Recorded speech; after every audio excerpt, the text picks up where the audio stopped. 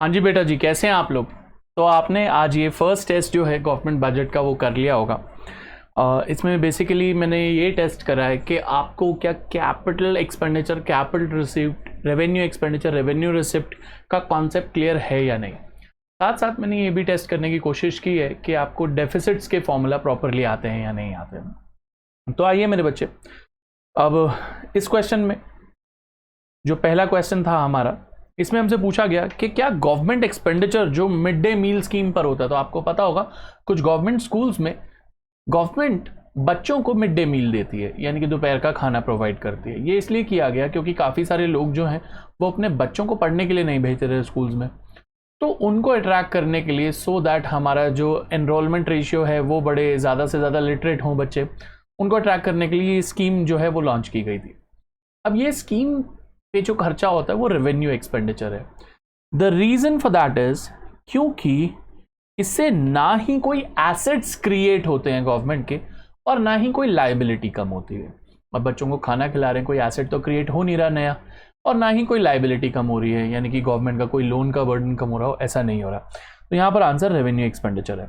अच्छा, जब भी हमें रेवेन्यू एक्सपेंडिचर रीजन में आंसर देना है या रेवेन्यू रिसीव्ड देना है, कैपिटल एक्सपेंडिचर, कैपिटल रिसीव्ड, तो हमें लिखनी है ये बात, as it neither creates assets nor reduces liability. कुछ बच्चे क्या करते हैं, एक बात लिखकर भूल जाते हैं आगे का।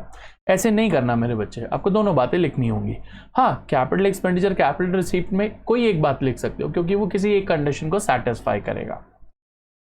जैसे अब सेकंड क्वेश्चन है, ये जानबूझ के एक ऐसा क्वेश्चन मैंने डाला इसमें, इसके दो पॉसिबल सही आंसर थे। विच of the following is not a capital expenditure. तो आपने सोचा होगा कि यार फिर इनमें से कौन सा कैपिटल रिसिप्ट हो सकता है या रेवेन्यू रिसिप्ट हो सकता है या रेवेन्यू एक्सपेंडिचर। तो इसके तो बहुत अलग अलग पॉसिबल आंसर हो गए कि इनमें से कौन सा कैपिटल एक्सपेंडिचर नहीं है।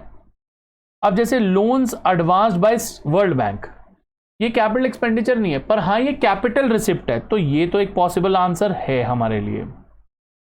भैया कैपिटल एक्सपेंडिचर नहीं, तो ठीक है, कैपिटल रिसिप्ट तो है। क्यों है कैपिटल रिसिप्ट? क्योंकि लाइबिलिटी जो है वो क्रिएट होती है।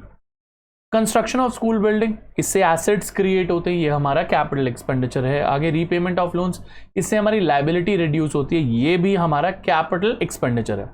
साथ साथ टैक्स रिसिप्ट्स की अगर मैं बात करूं तो ये रेवेन्यू रिसिप्ट है, तो ये भी ऊपर वाले क्वेश्चन की बात को सेटिस्फाई कर रहा है। तो इसके दो पॉसिबल सही आंसर थे, तो अगर आपने ए या आंसर डी दिया है, ये दोनों ही आंसर करेक्ट है।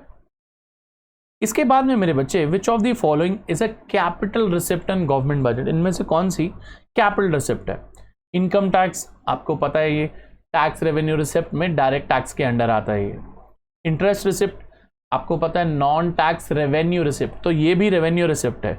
आगे sale of shares of PSU to X limited, तो मेरे बच्चे ये हमारा डिसइन्वेस्टमेंट कहलाया जाता है, क्योंकि इस रिसिप्ट के मिलने से हमारे एसेट्स रिड्यूस हो जाते हैं। इस वजह से मेरे बच्चे ये हमारा आंसर है, आंसर कैपिटल रिसिप्ट का। बात कर लेते हैं फोर्थ जो है, dividends from a public sector undertaking. तो ये जो डिविडेंड है मेरे बच्चे, ये हमारे लिए नॉन टैक्स रेवेन्यू रिसिप्ट होता है। इससे हमारे ना तो कोई लाइबिलिटी क्रिएट होती है और ना ही कोई एसेट्स रिड्यूस होते हैं। तो आंसर सी है बेटा थर्ड क्वेश्चन का। फोर्थ क्वेश्चन का आंसर जो है, पूछा गया क्या बोरिंग कैपिटल रिसिप्ट है, तो मैंने बोला yes, they create liabilities, hence they are a capital receipt. तो मेरे बच्चे, कैपिटल रिसिप्ट की जब हम बात करते हैं, कैपिटल एक्सपेंडिचर की बात करते हैं, तो वो किसी एक कंडीशन को सेटिस्फाई करते हैं। जैसे बोरिंग क्या कैपिटल रिसिप्ट है? मैंने कहा हाँ, इट क्रिएट्स लाइबिलिटीज, इसलिए कैपिटल रिसिप्ट है। ये ना हो कि कैपिटल रिसिप्ट बोलते हुए भी आप दोनों बातें लिख दो कि क्रिएट लाइबिलिटी भी कर रही है एंड रिड्यूस एसेट भी कर रही है। बोरोइंग करने से एसेट्स रिड्यूस नहीं होते हैं, एसेट रिड्यूस तब होते हैं जब डिसइन्वेस्टमेंट होती है, रिकवरी ऑफ लोन होती है। तो कैपिटल, किसी चीज को कैपिटल रिसिप्ट या कैपिटल एक्सपेंडिचर बोलने के लिए कोई एक कंडीशन सेटिस्फाई होगी। रेवेन्यू के केस में दोनों ही कंडीशन सेटिस्फाई नहीं होंगे। Receipts which do not affect asset और लाइबिलिटी, तो दोनों ही कंडीशन सेटिस्फाई नहीं हो रही, तो रेवेन्यू रिसिप्ट आंसर हो गया मेरे बच्चे। Amount of fiscal deficit is equal to, तो फिस्कल डेफिसिट किसके बराबर होता है बेटा? बोरोइंग के बराबर होता है। ये मेंशन करा हुआ मैंने, करेक्ट आंसर मैंने आपको लिखवाया भी था। कुछ बच्चों ने आंसर डी कर दिया है कि ऑल ऑफ दीज देखा और मार्क कर दिया। अगर पूछा होता था ना कि इनमें से कौन सी कैपिटल रिसिप्ट है, तो आंसर डी होता ऑल ऑफ दीज। पर यहाँ पूछा फिस्कल डेफिसिट किसके बराबर होता है बेटा, तो वो बोरिंग के बराबर होता है, गवर्नमेंट की बोरिंग रिक्वायरमेंट को बताता है। If the assets and liability, it affects the assets and liability of the government, इनमें से कौन सी चीज एसेट या लाइबिलिटी को इफेक्ट करती है? तो आंसर मेरे बच्चे डिसइन्वेस्टमेंट है। यहां पर टैक्सेस क्यों नहीं है? रेवेन्यू में आता है। फीस एंड फाइन्स क्यों नहीं है? रेवेन्यू में आता है। इंटरेस्ट पेमेंट क्यों नहीं है? रेवेन्यू में आता है। तो ये दोनों रेवेन्यू रिसिप्ट हैं, ये रेवेन्यू एक्सपेंडिचर है, यही है जो कैपिटल रिसिप्ट है। इसीलिए विच of the following is not a revenue receipt, इनमें से कौन सी रेवेन्यू रिसिप्ट नहीं है? तो अब क्या हो सकती है? या तो कैपिटल रिसिप्ट हो सकती है, या फिर कैपिटल एक्सपेंडिचर हो सकती है, या फिर रेवेन्यू एक्सपेंडिचर, यानी कि 3 पॉसिबल आंसर्स हो सकते हैं ना। और तो रिकवरी ऑफ लोन जो है ये मेरा आंसर है, क्योंकि ये कैपिटल रिसिप्ट है। क्यों है? इट रिड्यूसेस एसेट्स, ये मैं इसका रीजन बता रहा हूँ। तो ये कैपिटल रिसिप्ट होती है क्योंकि ये एसेट रिड्यूस कर रही है। फॉरेन ग्रांट्स, जैसे WHO ने इंडिया को ग्रांट दिया सो दैट वो कोविड से फाइट कर सके, ये रेवेन्यू रिसिप्ट है, वापस नहीं करना होता। सपोज यही लोन होता मेरे बच्चे तो मैं इसे कैपिटल रिसिप्ट बोल देता। वेल टैक्स, ये भी आंसर नहीं है। क्यों नहीं है मेरे बच्चे? क्योंकि ये डायरेक्ट टैक्स रेवेन्यू रिसिप्ट्स में आता है, तो रेवेन्यू रिसिप्ट का पार्ट है। प्रॉफिट ऑफ PSU, जो डिविडेंड मैंने आपको लिखवाया था कि डिविडेंड्स फ्रॉम PSU, ये भी मेरे बच्चे रेवेन्यू रिसिप्ट का पार्ट है। इसीलिए इसका जो पॉसिबल आंसर है वो है answer option A. Primary deficit equals to, तो इसका आंसर ऑप्शन सी है, बोरिंग्स लेस इंटरेस्ट पेमेंट। मैंने आपको बताया था कि बोरिंग्स किसके बराबर है बेटा? Fiscal deficit minus interest payment. आपने देखा होगा जब हमने न्यूमेरिकल्स भी करे थे तो भी मैंने आपको बताया था कि अगर इन्फॉर्मेशन पूरी ना हो तो बोरिंग का मतलब फिस्कल डेफिसिट होता है। आपको मैंने फिस्कल डेफिसिट जब लिखवा रहा था तो उसमें एक नोट बनवा के भी लिखवाया था। Disinvestment by government means, disinvestment का मतलब होता है एसेट्स को बेचना। तो इसमें फिक्स कैपिटल एसेट्स भी हो सकते हैं, जैसे एयर इंडिया के जहाज बेच दिए गए, शेयर्स भी बेचे जा सकते हैं। LIC में जैसे गवर्नमेंट डिसइन्वेस्टमेंट करती है। Selling of its building, government अपनी बिल्डिंग्स भी बेच सकती है। तो इसीलिए इसका आंसर ऑल ऑफ दीज है, यानी कि गवर्नमेंट अगर अपना कोई भी एसेट बेचती है तो वो गवर्नमेंट की डिसइन्वेस्टमेंट मानी जाती है। आंसर डी है। Borrowing in government budget is equal to, अभी मैंने आपको बताया फिस्कल डेफिसिट। तो बिल्कुल कनेक्टेड क्वेश्चन है मेरे बच्चे, अगर आप ध्यान से देखोगे। फिस्कल डेफिसिट किसके बराबर है? बोरिंग के बराबर। और नीचे मैंने पूछ लिया कि बोरिंग किसके बराबर है? फिस्कल डेफिसिट के बराबर। तो अगर आपका कॉन्सेप्ट क्लियर है तो ये दोनों क्वेश्चन के मार्क्स मिल जाएंगे आपको। विच of the following is a correct measure of primary deficit, इनमें से कहाँ से कौन सा फॉर्मूला प्राइमरी डेफिसिट का है? तो ऑप्शन सी है, fiscal deficit minus interest payment. मैंने आपको बताया भी था कि वो मेजर करता है बोरोइंग का कितना हिस्सा इंटरेस्ट पेमेंट के अलावा बाकी खर्चों के लिए बोरो किया गया है। प्राइमरी डेफिसिट जीरो कब होगा? जब ये दोनों की वैल्यू इक्वल होगी। मान लेते हैं ये भी 100 है, ये भी 100 है, तो आपका प्राइमरी डेफिसिट का आंसर 0 आ जाएगा। तो fiscal deficit equal to interest payment, यानी कि ऑप्शन डी मेरा आंसर है। Which of the following is not a capital expenditure, इनमें से कैपिटल एक्सपेंडिचर कौन सा नहीं है? तो देखो, स्कूल बिल्डिंग कैपिटल एक्सपेंडिचर है, रीपेमेंट ऑफ लोन ये भी कैपिटल एक्सपेंडिचर है। ये क्यों है? एसेट क्रिएट होते हैं। ये क्यों है मेरे बच्चे? क्योंकि इससे मेरी लाइबिलिटीज कम हो जाती हैं। तो ये तो कैपिटल एक्सपेंडिचर हैं। अब कौन सा नहीं है? Loans advanced by world bank, world bank ने हमें लोन दिया तो ये कैपिटल रिसिप्ट है, ये भी आंसर है। टैक्स रिसिप्ट भी, ये क्वेश्चन रिपीट हो गया था। Who frames the government budget, तो मैंने आपको पढ़ाया था मेरे बच्चे कि फाइनेंस मिनिस्ट्री जो है वो अपना बजट जो है गवर्नमेंट ऑफ इंडिया का वो बजट फ्रेम करती है और हमारे फाइनेंस मिनिस्टर इसे रीड करते हैं। Government budget is related to which of the following period? Current year के इनकम एक्सपेंडिचर, लास्ट ईयर के इनकम एक्सपेंडिचर, या कमेंसिंग ईयर जो साल अब शुरू होने वाला है उसके इनकम एंड एक्सपेंडिचर। तो आंसर है सी, ऑप्शन सी ये रहा। कॉर्पोरेट टैक्स एक कैपिटल रिसिप्ट है। मैंने आपको बोला था टैक्स तो सारे रेवेन्यू रिसिप्ट्स में आ जाते हैं मेरे बच्चे, तो इसका आंसर फॉल्स है। फॉल्स इसलिए मेरे बच्चे क्योंकि इससे ना ही सरकार की लाइबिलिटी क्रिएट होती है कि सरकार को ये पैसा वापस करना है, ऐसा कुछ भी नहीं है, ना ही इससे सरकार के जो एसेट्स हैं वो रिड्यूस होते हैं। यानी कि ये टैक्स मिलने पर सरकार कोई आपको एसेट थोड़ी दे देती है। तो अगर यहाँ बोला होता corporate tax is a capital receipt, defend और रिफ्यूट, तो मेरे को ये आगे ये बताना पड़ता है मेरे बच्चे। विच of the following statement is true, इनमें से कौन सी स्टेटमेंट सही है? Loans from international monetary fund is a revenue receipt, नहीं ये तो गलत है, कैपिटल रिसिप्ट होगी। क्यों? क्योंकि लोन से, लोन जब हम लेते हैं तो वो कैपिटल रिसिप्ट इसलिए क्योंकि उससे लाइबिलिटीज जो हैं वो क्रिएट होती हैं। तो पहली स्टेटमेंट तो गलत है, तो ये आंसर नहीं हो सकता। मेरे को ट्रू स्टेटमेंट पूछिए। High revenue deficit necessarily leads to higher fiscal deficit, ऐसा नहीं है। मैंने आपको क्वेश्चन कराया था कि when there is revenue deficit, क्या पक्की बात है फिजिकल डेफिसिट भी होगा? तो हमने बोला नॉट नेसेसरली, हो सकता है रेवेन्यू डेफिसिट जो हो वो हमारी कैपिटल सरप्लस से सेट ऑफ हो जाए और कुछ पैसे बच भी जाए, तो ये भी हमारा आंसर नहीं है। Borrowings by a government represents a situation of fiscal deficit, ये आंसर सही है मेरे बच्चे। यानी कि अगर गवर्नमेंट बोरोइंग कर रही है इसका मतलब उसने फिजिकल डेफिसिट फेस करा है, ये आंसर ठीक है। Revenue deficit is the excess of capital receipt, नहीं नहीं नहीं नहीं, over revenue, no no no no no no, गलत, बिल्कुल गलत। It is the excess of revenue expenditure over revenue receipt. तो मेरे बच्चे मेरा आंसर ऑप्शन सी है।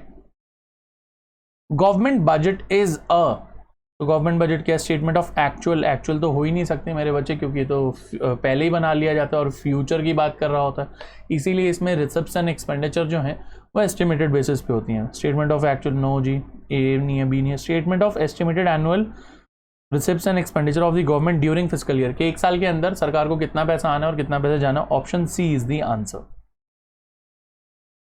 फिर एक था difference between revenue and capital receipt. ध्यान रखना मेरे बच्चे, अगर क्वेश्चन ने हमें बोला कैपिटल रिसिप्ट पहले, तो यहाँ पर मेरे से गलती होगी, मेरे को पहले यहाँ पर कैपिटल रिसिप्ट ही लिखना चाहिए था और यहाँ रेवेन्यू रिसिप्ट ही लिखना चाहिए था।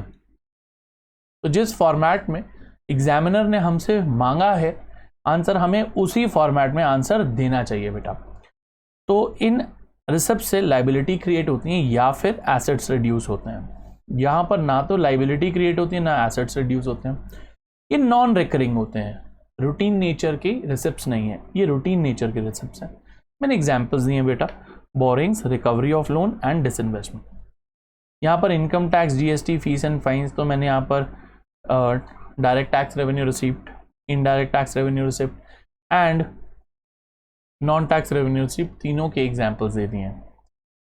इज दी फॉलोइंग रेवेन्यू और capital expenditure in the context of government budget, give reasons. बच्चे क्या करते हैं मेरे बच्चे, सिर्फ लिख कर आए थे हाँ जी रेवेन्यू या कैपिटल है। बेटा मैंने पूछा ही नहीं, मैंने आपसे पूछा है रेवेन्यू या कैपिटल है और क्यों है ये भी बताओ, गिव रीजंस, तभी तो मैं आपको फुल मार्क्स दूंगा। तो expenditure on collection of taxes, यानी कि जब हम टैक्सेस कलेक्ट करते हैं तो उसमें कुछ खर्चा होता है, लोगों को चिट्ठी भेजते हैं, इनकम टैक्स की अपनी एक वेबसाइट है उसे मेंटेन किया जाता है, फिर अगर वो नहीं दे रहे होते तो रिकवरी के लिए कुछ समन्स भेजे जाते हैं, ऑफिसर्स होते हैं जो हर चीज़ की अकाउंटिंग करते हैं कि हाँ जी इसके पैसे आ गए हैं या नहीं आए, बहुत सारी चीज़ें हैं। तो मेरे बच्चे expenditure on collection of taxes से कोई नया एसेट क्रिएट नहीं होता और ना ही इससे सरकार की कोई लायबिलिटी कम होती है, इसीलिए रेवेन्यू एक्सपेंडिचर है। ध्यान रखना, मैंने आपको बोला था जब भी रेवेन्यू के बारे में बताओगे, चाहे रिसिप्ट हो चाहे एक्सपेंडिचर हो, वो दोनों ही कंडीशंस को सेटिस्फाई नहीं करते, तो इसलिए मेरे को यहाँ दोनों ही कंडीशंस लिखनी पड़ेगी कि ना तो ये खर्चे से हमारे कोई एसेट नए क्रिएट होते हैं और ना ही कोई लायबिलिटी कम होती है। Expenditure on purchasing computers, computers को परचेज करने से सरकार के पास नए एसेट्स आ जाते हैं, वो कंप्यूटर एसेट ही तो है सरकार के लिए, इसीलिए मैंने लिखा है कैपिटल एक्सपेंडिचर, क्योंकि ये एसेट क्रिएट करता है। तो ये कंडीशन फुलफिल करते हैं कैपिटल, मैंने एक कंडीशन लिख दीजिए, ये कंडीशन फुलफिल कर रहा है।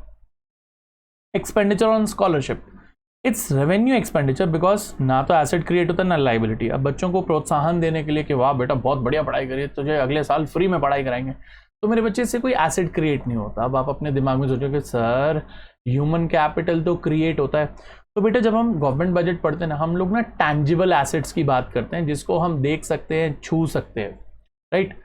ह्यूमन कैपिटल जो होता है वो इंटैंजिबल होता है मेरे बच्चे। इंटैंजिबल का मतलब हम उसे देख और छू नहीं सकते, उसको सिर्फ फील कर सकते हैं। तो अगर एक इकोनॉमी में काफ़ी ज़्यादा पढ़े लिखे लोग होंगे तो वहाँ क्राइम रेट कम होगा, पर कैपिटा इनकम ज़्यादा होंगी, पॉपुलेशन ग्रोथ रेट कम होगा, तो उन फैक्टर से हम उसे फील कर सकते हैं।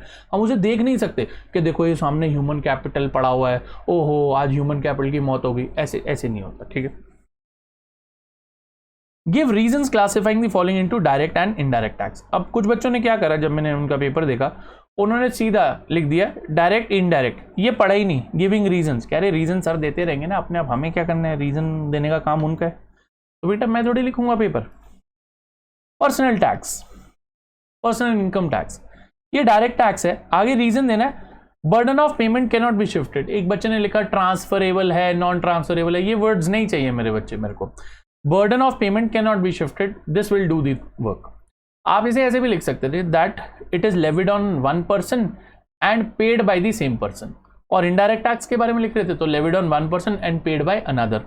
जैसे GST, goods and service tax, लगता तो ये गुड्स के प्रोड्यूसर पर या सर्विस के प्रोवाइडर पर है, पर ultimately who page it, the customer page it from his own pocket. So indirect tax से इसका बर्डन शिफ्ट किया जा सकता है।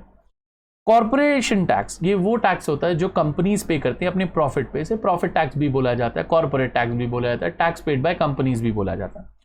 तो ये भी डायरेक्ट टैक्स है, क्योंकि बर्डन ऑफ पेमेंट शिफ्ट नहीं कर सकते। टाटा जो है रिलायंस को नहीं बोल सकते कि भैया तुम टैक्स पे कर दो हमारी इनकम पे, वो क्यों करेंगे जी। आगे अगला क्वेश्चन है, क्या इन्वेस्टमेंट और loan proceeds from abroad revenue receipt है? तो मैं बोलूंगा कि नहीं यार, ये कैपिटल रिसिप्ट है, रेवेन्यू नहीं है। आगे रीजन, अब देखो दोनों के अलग अलग रीजन है कैपिटल रिसिप्ट होने के।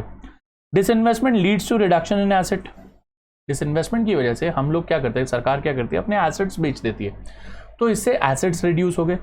लोन प्रोसीड्स फ्रॉम अब्रॉड, अगर हमने यूएस की गवर्नमेंट से लोन लिया मेरे बच्चे, तो हमारे कंधों पे एक लाइबिलिटी आ गई। यही अगर ग्रांट्स होता, अगर यूएस की गवर्नमेंट ने हमें डोनेशन दी होती, तो उससे हमारे ऊपर लाइबिलिटी नहीं आती बेटा। तो loan proceeds from abroad are in the nature of borrowing which are to be repaid, hence creates liabilities. तो मैंने दोनों के अलग अलग रीजंस दे दिए, तभी मेरे को 3 मार्क्स मिलेंगे। 1 मार्क इसके लिए, ये बताने के लिए रेवेन्यू है या नहीं है, मैंने बोला कैपिटल रिसिप्ट है, और 1 मार्क इसके लिए डिसइन्वेस्टमेंट क्या है और लोन प्रोसीड्स फ्रॉम अब्रॉड क्या है।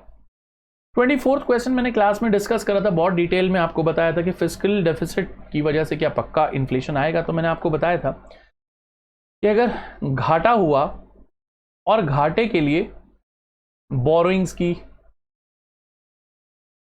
या फिर प्रिंटिंग ऑफ करेंसी एक दूसरा रास्ता होता है।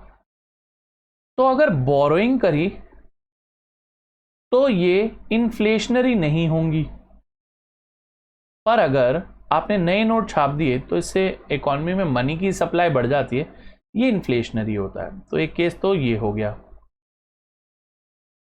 दूसरा मेरे बच्चे, मैंने आपको बताया था कि अगर फिस्कल डेफिसिट है, तो फिस्कल डेफिसिट में मेरे बच्चे कोई ना कोई खर्चा होगा ना जो हम पूरा नहीं कर पा रहे होंगे। तो अगर लेट्स सपोज वो नॉन डेवलपमेंटल एक्सपेंडिचर है, यानी कि कंजम्पशन एक्सपेंडिचर है, यानी कि लोगों को सब्सिडी बांटनी है, सरकार ने पैसा बोरो करा यूएस से और सब्सिडी बांट दी, तो सब्सिडी बंटने से कुछ लोगों को बेनिफिट मिला, वो मोस्ट प्रोबेबली गरीब लोग होंगे, इनसे रिटर्न में कुछ आना नहीं है। तो सरकार को जब वो यूएस को बोरिंग रीपे करनी होगी इंटरेस्ट समेत, तो वो अमीरों के पास ही तो जाएगी और बोलेगी भाई यार अब तुम पर टैक्स बढ़ जाएगा, पेट्रोल महंगा हो जाएगा, या फिर इलेक्ट्रिसिटी टैक्स बढ़ जाएगा, या इनकम टैक्स बढ़ जाएगा, या कुछ भी ऐसा बढ़ जाएगा। इससे मार्केट में इन्फ्लेशन आता है मेरे बच्चे, चीज़ें महंगी होनी शुरू हो जाएंगी। पर अगर उससे सरकार ने डेवलपमेंट करी है, मैंने आपको समझाया भी था कि हमने यूएस की गवर्नमेंट से बोरो करा और उससे मेट्रो बना दी। अब देखो जब यूएस की गवर्नमेंट को रीपे करने की बारी आएगी तब तक मेट्रो बन चुकी होगी, चल चुकी होगी, सरकार को पैसा आना शुरू हो चुका होगा। अब सरकार जब उस पैसे को वापस करेगी तो इससे ना तो गरीबों पर बर्डन आएगा ना अमीरों पर बर्डन आएगा। क्यों? क्योंकि सरकार ने उस बोरो किए हुए पैसे से एक प्रोडक्टिव एसेट क्रिएट करा, उस प्रोडक्टिव एसेट से सरकार को इनकम आई और वही इनकम से वो बोरिंग रीपे हो गई। तो ना तो गरीब जनता पे उसका बर्डन आया ना अमीर जनता पे बर्डन आया, इस वजह से ये इन्फ्लेशनरी नहीं होगा, नॉट इन्फ्लेशनरी। तो मेरे बच्चे यहां पर मैंने यही 4 चीजें समझाई हुई हैं। मैंने बोला है कि it is not inflationary if borrowings have been used to finance infrastructural projects like dam, metro, power station etc. पर अगर यही पैसा यूज हुआ है मेरे बच्चे on non development projects like payment of subsidies, 1 rank 1 pension, मैंने आपको समझाया था कि पुराने ज़माने में जो सोल्जर्स रिटायर हुए उनकी पेंशन कम थी क्योंकि उनके टाइम पर सैलरी कम थी, उसके बाद जो रिटायर हुए उनकी सैलरी जो है वो ज़्यादा थी, पेंशन भी ज़्यादा थी। तो जो पुराने वाले लोग हैं वो भड़क उठे, उन्होंने बोला यार हम भी तो सेम जो पोजीशन थी वहीं से रिटायर हुए हैं, मैं भी कैप्टन रिटायर हुआ या जो भी है, और किसी को ज़्यादा मिल रही है पेंशन, मुझे कम, ऐसे क्यों? मैंने देश की सेवा नहीं करी क्या? तो इसलिए इंटरेस्ट पेमेंट, तो इससे क्या होगा, परचेजिंग पावर ऑफ पीपल बढ़ेगी। अगर लोगों को पेंशन मिलती रहेगी तो उनकी परचेजिंग पावर बढ़ेगी, पर बदले में सरकार को कोई गुड्स नहीं मिल रहे ना, तो इससे मेरे बच्चे इन्फ्लेशन होगा। आगे अगर fiscal deficit is finance by way of public borrowing तो इन्फ्लेशनरी नहीं है, पर अगर if it's finance by printing of more currency it will lead to inflation. 25th question आता है मेरे बच्चे हमारे सामने। 25th क्वेश्चन बोलता है कि भाई मुझे बताओ, क्लासिफाई करो दी फॉलोइंग इनटू रेवेन्यू और कैपिटल रिसिप्ट। ध्यान रखना मेरे बच्चे 4 मार्क का क्वेश्चन है, मार्क्स देख लिया करो ध्यान से। कुछ बच्चों ने क्या करा, इनमें से किसी एक को बता दिया जी ये रेवेन्यू रिसिप्ट है। मैंने पूछा ही नहीं, मैंने पूछा इनमें से कौन सी रेवेन्यू, कौन सी कैपिटल, क्लासिफाई करो and give valid reasons. Valid reasons क्या होगी, इनकी डेफिनेशन, यानी कि ये एसेट्स को रिड्यूस करेगा और लाइबिलिटी को क्रिएट करेगा या नहीं करेगा, वो सब। Financial help from a multinational corporation for victims in a flood affected area. Financial help का मतलब ये नहीं होता कि लोन दिया है तो रिलायंस ने देखा या एप्पल ने देखा यार इंडिया में ना फ्लड आ गया है तो हम इनकी कुछ मदद कर देते हैं, तो उन्होंने मदद करी, यानी कि एक तरीके से सरकार को पैसा आया, रिसिप्ट आई। अब मैं पूछ रहा हूं ये कौन सी रिसिप्ट है, या तो ये रेवेन्यू होगी या कैपिटल होगी, क्योंकि ये फाइनेंशियल हेल्प है, लोन नहीं है। अगर तो लोन होता तो एक तरीके से ये तो गवर्नमेंट की बोरोइंग्स हो जाती, कैपिटल रिसिप्ट बन जाता है, इससे लायबिलिटी क्रिएट हो जाती है, पर ये फाइनेंशियल हेल्प है। तो फाइनेंशियल हेल्प जो है मेरे बच्चे वो सरकार के लिए नॉन टैक्स रेवेन्यू रिसिप्ट होता है। मैंने लिखवाया हुआ है मेरे बच्चे, डोनेशन एंड ग्रांट्स करके लिखवाया होगा आपको। तो it's a revenue receipt as it neither creates liabilities nor reduces asset. ना तो इससे लायबिलिटी क्रिएट होती है, ना ही इससे एसेट्स रिड्यूस होते हैं। फिर है sale of shares of a public sector undertaking to a private company Y limited. जैसे मारुति के जो शेयर्स थे सरकार के पास, सरकार ने उसे बेच दिए, उसको सुजुकी ने खरीद लिया। अब क्या हुआ मेरे बच्चे, सरकार के एसेट्स कम हो गए, तो ये कैपिटल रिसिप्ट है क्योंकि सरकार के एसेट्स रिड्यूस हो गए। मैंने आपको बोला था रेवेन्यू के लिए आपको दोनों चीज़ों को डिससैटिस्फाई करना होगा। रेवेन्यू कैपिटल के लिए किसी एक चीज़ को सेटिस्फाई कर दो तो वो कैपिटल बन जाएगी। तो जैसे ये वाली जो ट्रांजैक्शन है sale of shares of PSU to a private company, मेरे बच्चे इसमें क्या हुआ, हमने एक कंडीशन सेटिस्फाई कर दी कि इससे ना एसेट्स रिड्यूस हुए हैं। Dividends paid to the government by State Bank of India. State Bank of India एक गवर्नमेंट कंपनी है, उसने गवर्नमेंट को यानी कि अपने ओनर को कुछ शेयर ऑफ प्रॉफिट दिया। डिविडेंड का मतलब होता है शेयर ऑफ प्रॉफिट। ये शेयर ऑफ प्रॉफिट सरकार को मिला। अब क्या इससे सरकार की कोई लायबिलिटी क्रिएट होती है वापस करने की? The answer is no. क्या इससे मतलब लायबिलिटी क्रिएट नहीं होती और साथ साथ एसेट भी रिड्यूस नहीं होते? सरकार ने बदले में कोई एसेट्स तो दिए नहीं है SBI को। हाँ, यही अगर हमारी गवर्नमेंट ने SBI से लोन लिया होता ना, तो वो लोन जो है ना मेरे बच्चे, वो सरकार के लिए कैपिटल रिसिप्ट बन जाता, क्योंकि उससे सरकार की लायबिलिटी क्रिएट हो जाती है। तो अभी के केस में रेवेन्यू रिसिप्ट है, क्योंकि ना तो वो लायबिलिटी क्रिएट करने की बात को सेटिस्फाई कर रहा है, ना एसेट रिड्यूस करने की बात को। Borings from international monetary fund. International monetary fund की जो बोरिंग्स है मेरे बच्चे, वो क्या है? वो कैपिटल रिसिप्ट है, लायबिलिटी क्रिएट होती है। बोरो कहीं से भी कर रखा हो सरकार ने, उससे लायबिलिटी क्रिएट होगी ही होगी। आगे केस स्टडी आ जाती है, जिसके फॉलोइंग में 2 क्वेश्चंस हैं। केस स्टडी का आगे वाले क्वेश्चन से कुछ लेना देना नहीं था, मैंने केस स्टडी वैसे ही डाल दी थी, पर फिर भी ऐसा नहीं होगा कि हर बारी जब केस स्टडी आएगी तो कुछ लेना देना नहीं होगा। फिर भी मैं बच्चों को प्रेफर करता हूँ कि बेटा केस स्टडी पढ़ने से पहले ना क्वेश्चंस पढ़ लिया करो, तो काफ़ी बार इस पेपर जैसा हाल हो जाएगा जिसमें कि होगा ये कि केस स्टडी का कोई रिलेशन ही नहीं था इनके साथ। अब जैसे a reduction in capital expenditure that is the money spent on creating, maintaining and improving fixed assets is done to reduce the risk of dash budget. अब देखो रेवेन्यू बजट की अगर मैं बात करूं, रेवेन्यू डेफिसिट की बात करूं, तो रेवेन्यू डेफिसिट में तो उसका फॉर्मूला यही होता है revenue expenditure minus revenue receipt. अब अगर मैं कैपिटल एक्सपेंडिचर को बढ़ा दूं या कम कर दूं, इससे रेवेन्यू डेफिसिट पे तो फर्क ही नहीं पड़ेगा। वो इसीलिए क्योंकि रेवेन्यू एक्सपेंडिचर पहले भी 100 था, वो तो 100 ही रहेगा ना मेरे बच्चे। पर हाँ, इससे बजट डेफिसिट पे जरूर फर्क पड़ेगा। बजट डेफिसिट का मैंने आपको फॉर्मूला बताया था, बजट डेफिसिट के मैंने आपको क्वेश्चंस भी कराए थे। मैंने आपको बताया था ना कि बेटा बजट डेफिसिट जो है उसका फॉर्मूला है total expenditure minus total receipt. तो टोटल एक्सपेंडिचर में ही तो आता है कैपिटल एक्सपेंडिचर, पता है ना आपको। टोटल एक्सपेंडिचर में 2 एक्सपेंडिचर आते हैं, रेवेन्यू एंड कैपिटल, तो इसीलिए यहां आंसर था budget.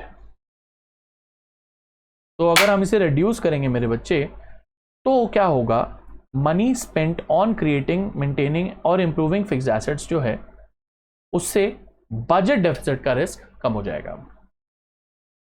Identify which of the following statement is false. इनमें से कौन सी स्टेटमेंट फॉल्स है, सही नहीं है? The government can finance its budgetary deficit through borrowings, disinvestment and deficit financing। ये ठीक है, ये गवर्नमेंट अपने घाटे को इन 3 तरीके से कवर कर सकती है, परफेक्ट।